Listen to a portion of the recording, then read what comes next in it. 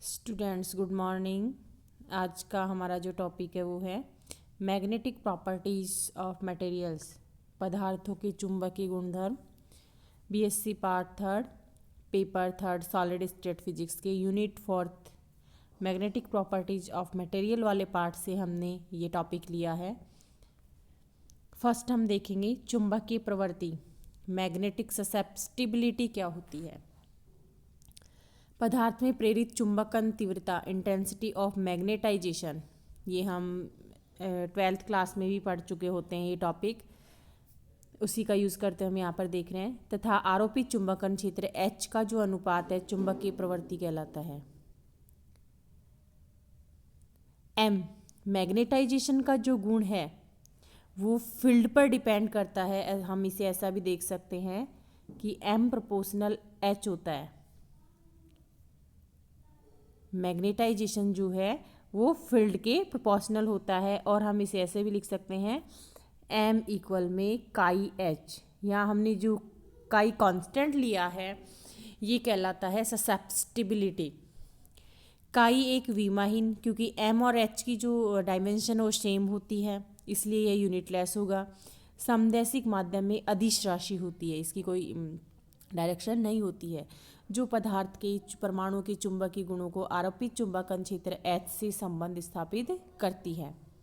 विषमदैशिक anisotropic माध्यम में चुंबकन तीव्रता तथा चुंबकन क्षेत्र की दिशाएं भिन्न भिन्न हो सकती हैं। इस स्थिति में चुंबकीय प्रवृत्ति काई टेंसर राशि हो जाती है जिसमें भिन्न भिन्न होती हैं। इस चुंबकीय प्रवृत्ति का आयतन,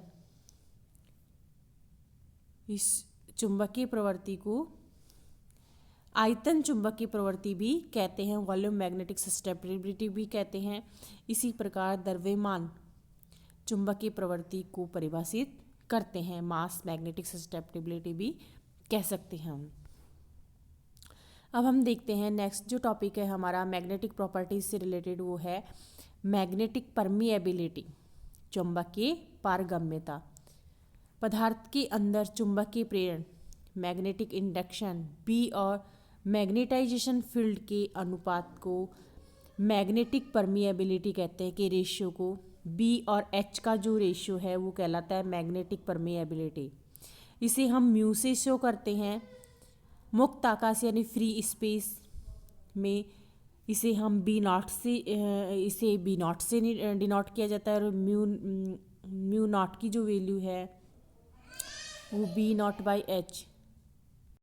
यदि मुक्त आकाश यानी फ्री स्पेस में जो हम मैग्नेटिक प्रॉपर्टीज़ की जो बात कर रहे हैं, मैग्नेटाइजेशन की बात करें, मैग्नेटिक इंडक्शन की जो बात करें, वो बी नॉट हो, तो फ्री स्पेस में जो परमिएबिलिटी है वो होगी mu not equal B not by H, और इसकी वैल्यू होती है 4 पाई इंटू 10⁻⁷ हेनरी पर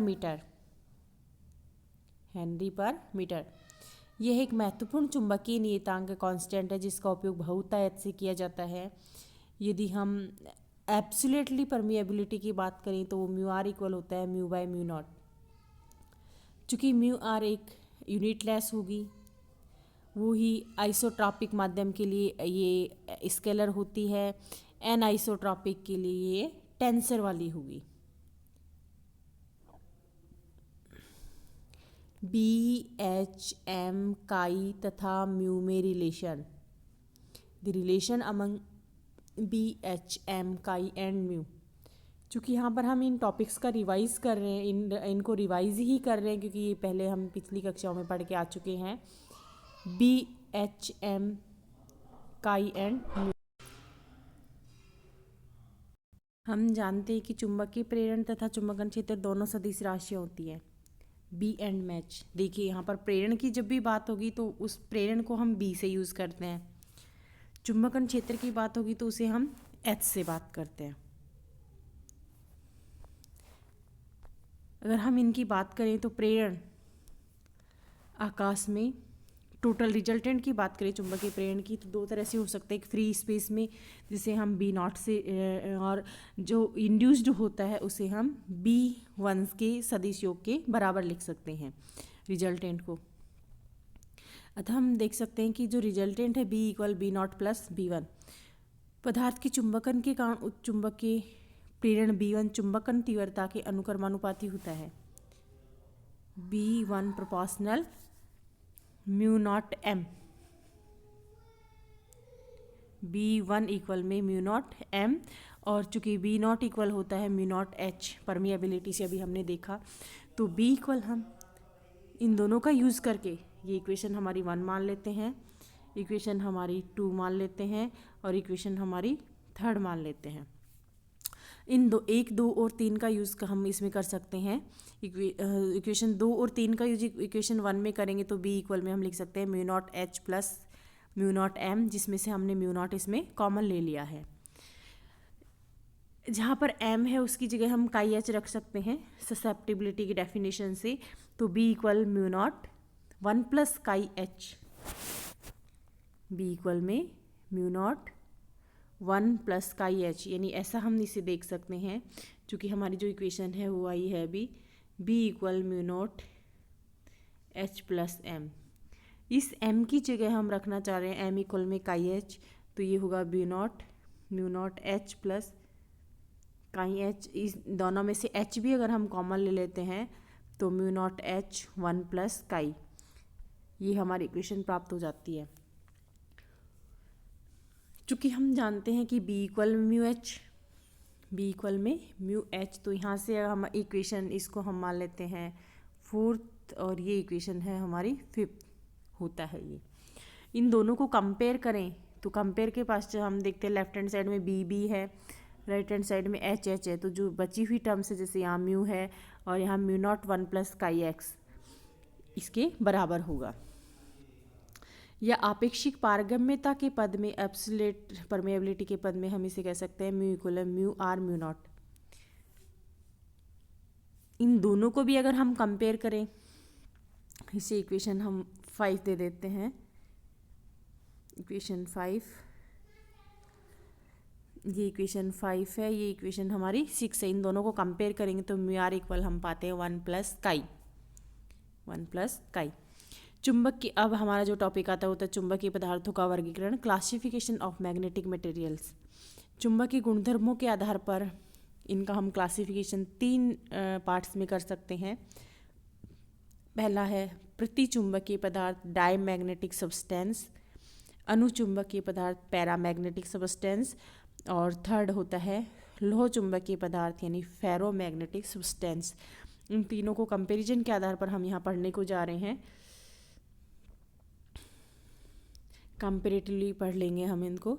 विभिन्न पदार्थों के चुंबकीय गुणों का तुलनात्मक अध्ययन, comparative study of magnetic properties of different materials में हम यहाँ देख रहे हैं डायमैग्नेटिक, यहाँ हम बात करेंगे डायमैग्नेटिक प्रतिचुंबकीय, अनुचुंबकीय पैरामैग्नेटिक और लोह चुंबकीय फेरोमैग्नेटिक। डायमैग्नेटिक, पैरामैग्नेटिक और फेरोमैग्नेटिक्स की बात कर रहे हैं। सबसे पहले हम देखते हैं कि इन तीनों में क्या प्रॉपर्टी है। पहली, असमान चुंबकीय क्षेत्र में कैसे बिहेव करते हैं ये। अगर हम यहाँ प्रतिचुंबकीय की बात करें, डायमैग्नेटिक की, प्रतिकर्षण के कारण अधिक तीव्रता वाले क्षेत्र से कम तीव्रता वाले क्षेत्र की ओर गमन करते हैं। अल्प आकर्षण के कारण कम तीव्रता वाले क्षेत्र से अधिक तीव्रता वाले क्षेत्र की ओर गमन करते हैं। ये प्रबल आकर्षण इनमें होता है, लोह चुंबकीय होता है, यानी लोह चुंबक में सबसे ज़्यादा आकर्षण होता है। कम तीव्रता वाले क्षेत्र से अधिक तीव्रता वाले क्षेत्र की ओर गमन करते हैं। सेकंड प्रॉपर्टी क्या हो सकती है इनमें से? सेकंड है चुंबकीय आघूर्ण एम का जो मान है बहुत कम, लगभग 0 और H के विपरीत दिशा में होता है प्रतिचुंबकीय के लिए, डायमैग्नेटिक के लिए। पैरामैग्नेटिक के लिए M का मान अल्प और H की दिशा में होता है। फेरोमैग्नेटिक के लिए यह बहुत ज़्यादा होता है और H की ही दिशा में होता है। थर्ड है चुंबकन तीव्रता कैपिटल M का मान अल्प, H के विपरीत दिशा में होता है। M का मान अल्प तथा H की दिशा में होता है, M का मान अत्यधिक और H की दिशा में होता है। B, इंडक्शन की बात हो रही है यहाँ पर। B less than B not, B greater than B not, B very very greater than B not. चुंबकीय प्रवृत्ति काई, ये इम्पॉर्टेंट है, MCQ क्वेश्चंस में भी पूछा जा सकता है ये। चुंबकीय प्रवृत्ति काई का जो मान है प्रति चुंबकीय यानी डायमैग्नेटिक के लिए है नेगेटिव होता है, कम होता है, पैरामैग्नेटिक के लिए अधिक होता है, पॉजिटिव कम होता है, पॉजिटिव होता है, फेरोमैग्नेटिक के लिए मैक्सिमम और धनात्मक होता है, पॉजिटिव। नेक्स्ट बात आती है यहाँ पर म्यू आर की, आपेक्षिकीय चुंबकीय पारगम्यता जो प्रॉपर्टी है। हम एक कॉलम में इन सब की प्रॉपर्टी ले रहे हैं, फिर हम देख रहे हैं म्यू आर धनात्मक और 1 से कम होता है। यहाँ हम बात करेंगे प्रति चुंबकीय, अनुचुंबकीय और ये है लोह चुंबकीय, फेरोमैग्नेटिक, लौह चुंबकीय, पैरामैग्नेटिक और डायमैग्नेटिक। डायमैग्नेटिक के लिए जो आपेक्षिक चुंबकीय पारगम्यता है म्यू आर का मान धनात्मक और 1 से कम होता है, म्यू आर लेस देन 1। अनुचुंबकीय यानी पैरामैग्नेटिक के लिए म्यू आर का मान धनात्मक होता है और 1 से अधिक होता है। ऐसे लौह चुंबकीय के लिए पॉजिटिव तो होता ही है, लेकिन इसके साथ साथ इसकी जो वैल्यू है बहुत ज़्यादा होती है।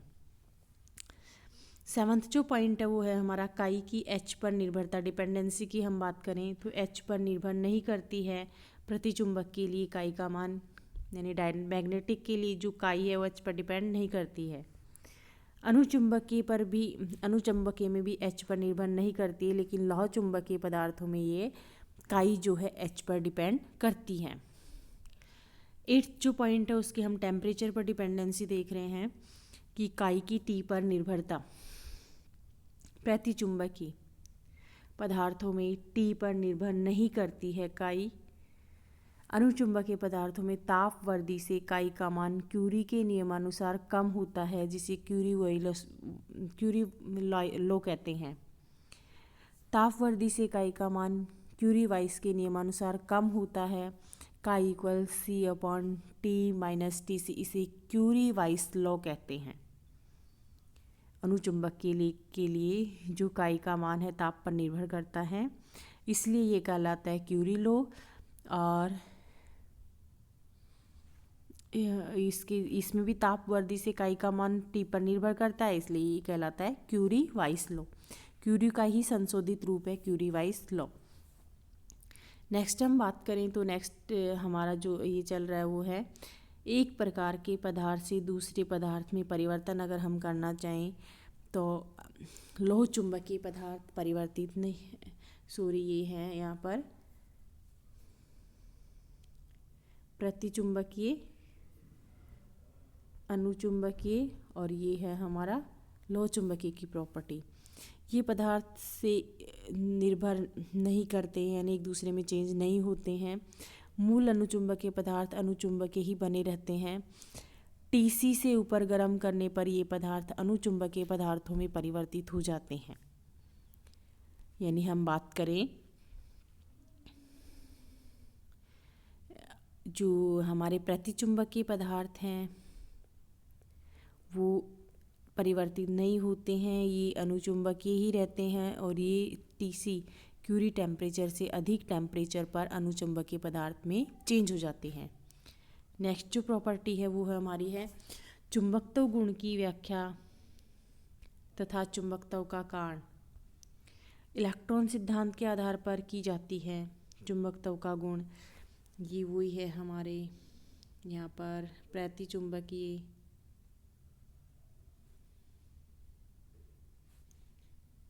अनुचुंबकीय और ये हैं हमारे लोह चुंबकीय पदार्थ।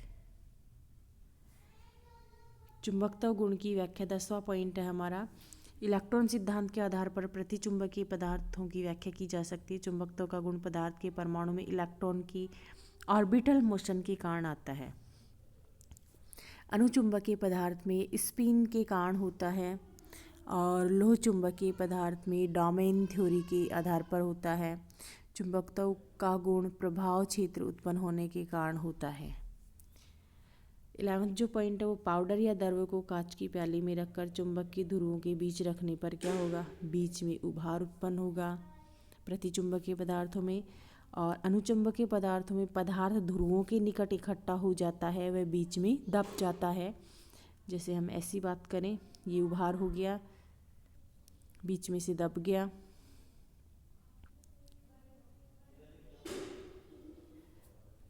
ध्रुवों के निकट संपूर्ण पदार्थ एकत्रित हो जाता है तथा बीच में नगण्य होता है। और 12th इसकी जो प्रॉपर्टी है वो है पदार्थ की छड़ को चुंबकीय ध्रुवों को बीच लटकाने पर क्या होगा, छड़ चुंबकीय क्षेत्र की दिशा के लंबवत हो जाती है। प्रबल चुंबकीय क्षेत्र से छड़ क्षेत्र की दिशा के समांतर हो जाती है। और लोह चुंबकीय में ये अल्प चुंबकीय क्षेत्र से ही छड़ क्षेत्र की दिशा के समांतर हो जाती है। लास्ट एंड 30 नंबर का जो पॉइंट है वो है कुछ एग्जाम्पल्स हैं। जैसे ही हम अभी बात कर रहे हैं, ये हमारे पदार्थ हैं प्रतिचुंबकीय, ये हैं अनुचुंबकीय और ये हैं हमारे लोह चुंबकीय। प्रतिचुंबकीय पदार्थों में अगर हम बात करें तो कॉपर, लेड, जल, बिस्मिथ, C2H5OH यानी ethyl alcohol, ether, sodium chloride NaCl और हीलियम आदि हैं। ये सभी जो एग्जाम्पल हैं वो हमारे प्रतिचुंबकीय पदार्थ होते हैं। अनुचुंबकीय की अगर हम बात करें तो उसमें आता है sodium, CuCl2 copper chloride, NiSO4 nickel sulphate, द्रवित ऑक्सीजन आदि। ये हमारे अनुचुंबकीय पदार्थों के एग्जाम्पल हैं जो MCQ क्वेश्चंस में पूछे जाते हैं अक्सर। लोह चुंबकीय पदार्थों में Fe यानी लोहा, निकिल, कोबाल्ट, गैंडोलियम आदि जो हैं एग्जाम्पल्स, वो हमारे लोह चुंबकीय पदार्थों में की प्रॉपर्टी रखते हैं। अब इसी से रिलेटेड हमारे कुछ short question answer type questions हैं जिनको हम सॉल्व करेंगे और अपनी कॉपी में लिखेंगे, जो अभी हमने वीडियो पढ़ा है उसके बारे में है। Thank you.